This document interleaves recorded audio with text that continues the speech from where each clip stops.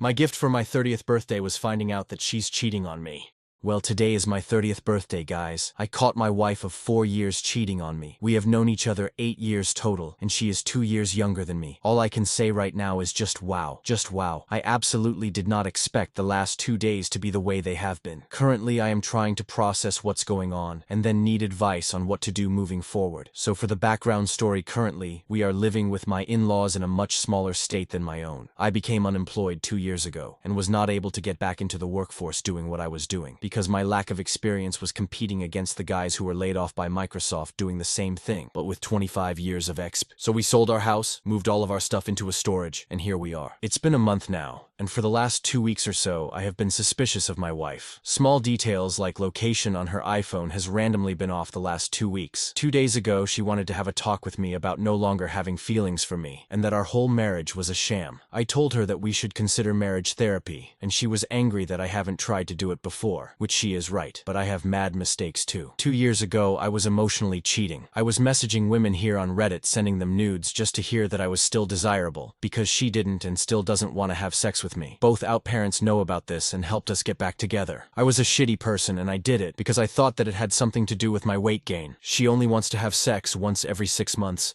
so I just thought that I was ugly, fat, undesirable, or something along those lines. I clearly see what I did was wrong, and since then have tried to mend my ways, but to this day she still doesn't want to be intimate because I am not romantic enough. I'm a loser, failure, you know what I mean. Juicy details. So, a few days before my birthday, she has been going to the college library for long hours until very late, from 1 p.m. to 12 p.m. Yesterday, she texted me while I was at the gym that she wanted to go to the park with her sister. I come home around 9 p.m. and I walk into my sister-in-law. I ask her why she isn't at the park with her sister, and she tells me that my wife went to the park to go meet her friend. Let's call her Mandy. This isn't the first time she has gone to see her friend late night, which I have always thought was okay. When she came home, she had the biggest smile on her face, and I noticed that she had lipstick kiss marks all over her face. It was very subtle, but I noticed, and I asked her. She was confused, and then says that it's bruising, or a reaction to some new makeup she's using. An hour later, when she sung me happy birthday at 12 a.m., the kiss marks were no longer there. Today is my birthday, and she said she wanted to go get boba tea with her friend. I realized something was off when it said her location was still at home an hour later. I looked around the house thinking she was home, but no. Turns out she linked up her account to her iPad so that way it said she was at home today when she was at God knows where. Now, I was a little confused when she came home at 4:30 p.m., but she is usually a time Nazi, and said she'd be home at 3:30 p.m. So we left for the road trip to hang out at the beach for a little bit and watch the sunset. I was sitting in the back seat doing homework. I'm back in school doing my master's now in her city. I asked her to see her phone to change the music and looked through her messages.